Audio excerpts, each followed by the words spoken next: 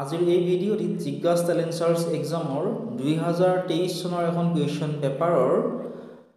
গণিতৰ যিকেইটা প্ৰশ্ন আহিছিলে এই প্ৰশ্নকেইটাৰ আনসাৰখিনি কৰি দিবলৈ তোমালোকক চেষ্টা কৰিম। গতিকে ভিডিঅ'টি তোমালোকে শেষলৈকে চাই থাকিবা। ইয়াৰে আগৰ ভিডিঅ'টিত কুৱেশ্যন নাম্বাৰ 30 লৈকে আমি আনসাৰখিনি কৰি দিছিলোঁ। আজিৰ এই ভিডিঅ'ত কুৱেশ্যন নাম্বাৰ 31 পৰা আনসাৰখিনি কৰি দিবলৈ চেষ্টা কৰিম। গতিকে তোমালোকে চাই যোৱা। কুৱেশ্যন নাম্বাৰ 31 টো চোৱাচোন। কুৱেশ্যনটি আছিল যে 15, 17, x 23, 26 ৰ গড় 20 হলে x ৰ মান কিমান হ'ব উলিয়াব দিছে। if average of 15, 17, x 23, 26 is 20 then value of x will be x ৰ ভ্যালুটো আমাক উলিয়াবলৈ দিছে। অপচন চোৱা এ আছিলে 18, বি আছিলে 19, সি আছিলে 20 আৰু অপচন নাম্বাৰ ডি আছিলে 21। প্ৰথমতে তোমালোকে ইয়াৰ আনসাৰবোৰ নিজে উলিয়াবলৈ চেষ্টা কৰা আৰু যদি পাৰিছা তোমালোকে আমাক কমেন্ট সেকশনত জনোৱা। এতিয়া চোৱা গড় উলিয়াবৰ কাৰণে আমি কি কৰিম চোৱা 15, 17, x 23, 26 ৰ গড় আমাক 20 দিছে হয়নে। এই গড়টো আমি এটা লিখি লম কিমান দিছে আমাক গড় 20 দিছে হয়নে। সমান চিন দি লোৱা। নেক্সট আমাক এই যিকেইটা দিছে আমাক 15 দিছে 17 দিছে হয়নে x দিছে 23 দিছে আৰু 26 দিছে এগাল মানকে ধুনিয়াকে ওপৰত লিখি লোৱা। কি দিছে আমাক 15 দিছে হয়নে। তাৰ পিছত আমাক কি দিছে এইটা যোগ কৰিব লাগিব ঠিক আছে। গতিকে লিখা তোমালোকে 15 লিখা। নেক্সট লিখা তোমালোকে 17 ঠিক আছে। নেক্সট তোমালোকে লিখিব লাগিব x আছে নহয় x লিখা প্লাস x। নেক্সট আছে 23 আৰু 26 ওতে লিখা প্লাস 23 আৰু আছে প্লাস 26 ঠিক আছে। এতিয়া চোৱা আমি তলত কি লিখিম যেটো আমাৰ গড়ৰ সূত্ৰ আছিল গড়ৰ সূত্ৰ কি আছিল এটা গড় কিমান দিছে আমাক গড় 20 দিছে গড়টো লিখি লব লাগে আৰু ওপৰত আমি লিখিব লাগে সংখ্যাবোৰৰ যোগফলসমূহ লিখিব লাগে। এই যেটা সংখ্যা দিছে 15, 17, x 23 আৰু 26 এই সংখ্যাবোৰৰ যোগফলটো আমি ওপৰত লিখিব লাগে আৰু তলত কি লিখিব লাগে সংখ্যাৰ মুঠ সংখ্যা। অৰ্থাৎ ইয়াতে কিমানটা সংখ্যা দিছে চোৱা 15, 17, x 23 আৰু 26 টোটাল কিমানটা সংখ্যা আছে এটা তোমালোকে চোৱাচোন টোটাল ইয়াতে আছে 5টা হয়নে। গতে তলত কি লিখিব লাগিব আমি 5 লিখি ধুনিয়াকে লব লাগিব ঠিক আছে। ইয়াতে কি লিখিম আমি 5 লিখিম। এতিয়া নেক্সট কি কৰিম তোমালোকে চোৱা এতিয়া আমি এই যে 15, 17, 23 আৰু 26 আছে এই কেইটা আমি যোগ কৰি দিম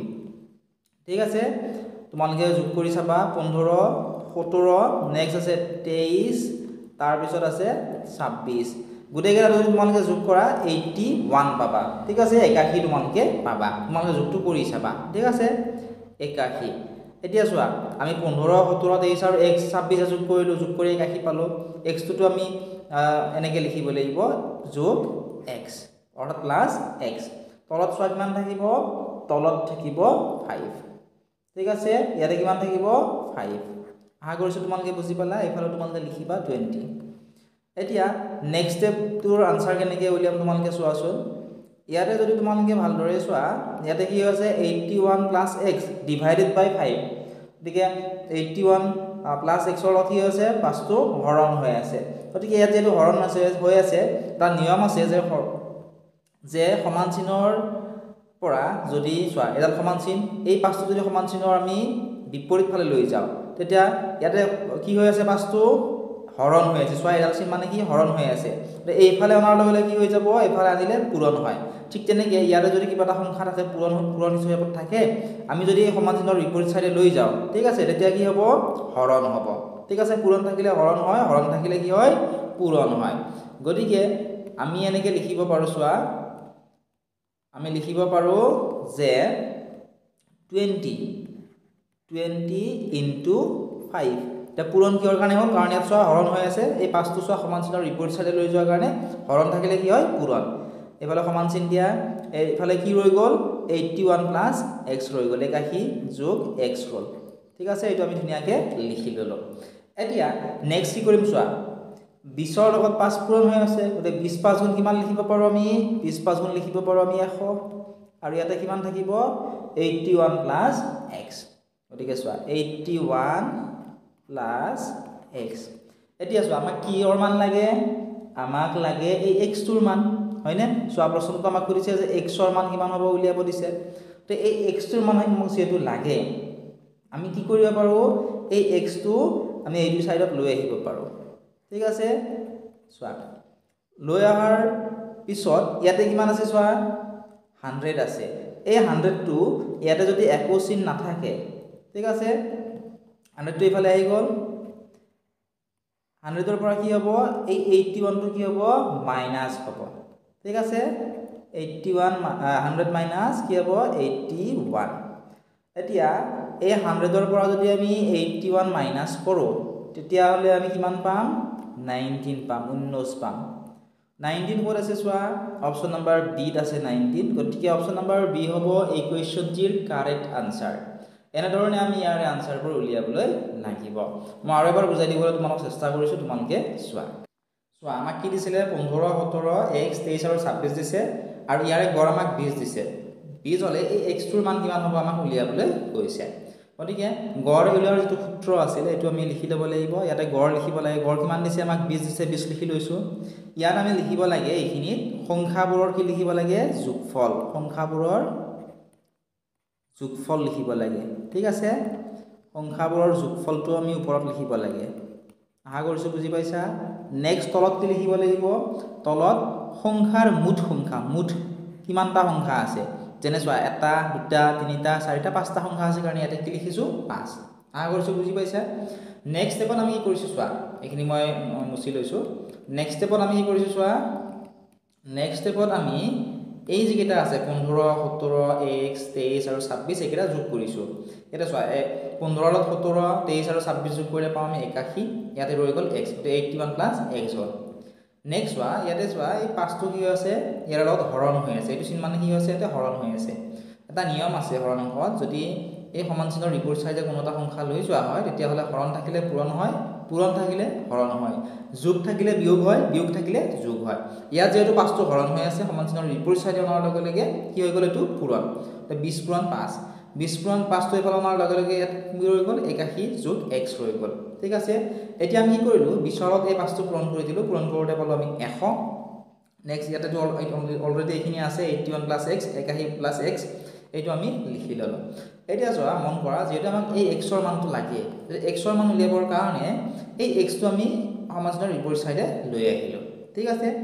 লৈ আহাৰ লগে 81 ৰ x টো কি আছিল প্লাস হৈ আছিল গতে 100 টো এইফালে আহিল গতিকে 100 মাইনাস কি হ'ল 81 100 ৰ পৰা যদি 81 মাইনাস কৰা হয় তেতিয়া হলে 19 পোৱা যায় গতিকে অপচন নম্বৰ বি হ'ব এই কোৱেশ্চনটিৰ কাৰেক্ট আনসাৰ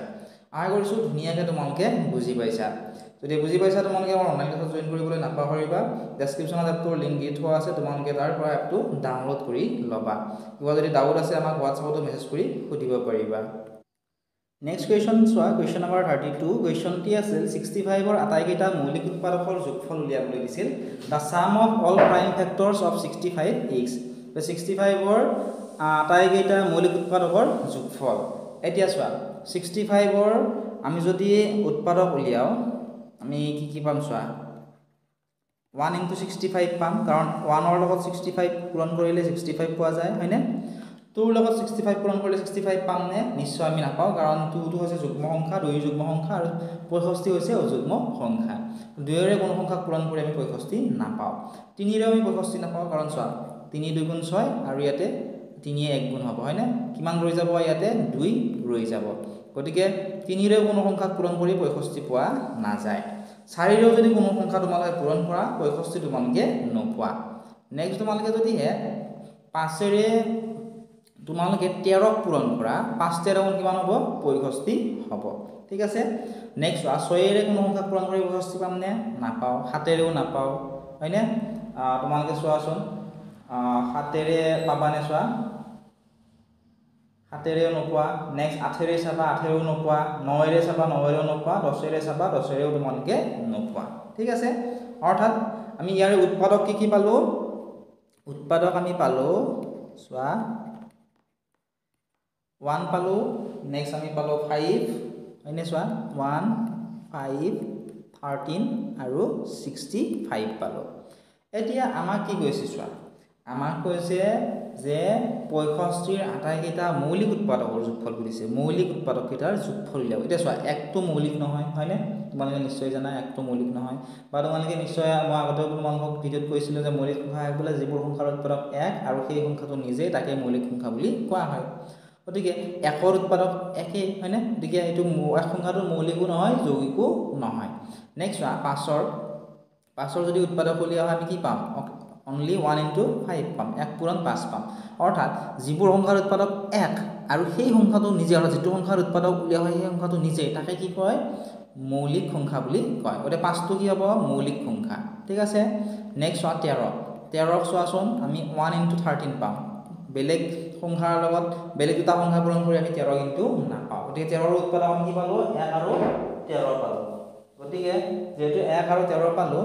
13টো কি হ'ব মৌলিক সংখ্যা কাৰণ ইয়াৰ উৎপাদক 1 আৰু সেই সংখ্যাটো নিজে দা 65ৰ উৎপাদক আমি বহুত কেইটা পাম কাৰণ 4টা উৎপাদক পালো 1 পালো 5 পালো 13 আৰু 65 পালো ঠিক আছে তো মৌলিক উৎপাদক আমি কি পালো 13 5 আৰু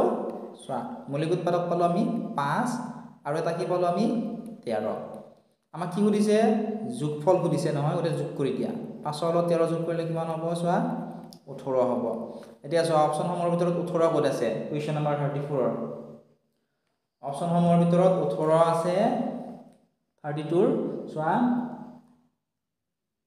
অপচন 8 আছে গতিকে অপচন 8 হ'ব এই কুৱেশ্চনটিৰ কাৰেক্ট আনসাৰ আশা কৰিছো ধুনিয়াকৈ তোমালোকে ইয়াৰ আনসাৰটো বুজি পালা যদি বুজি পোৱাত অসুবিধা হৈছে দুই তিনিবাৰ ৰিপিট কৰি চাবা তেতিয়াহে তোমালোকে ভালদৰে বুজিবা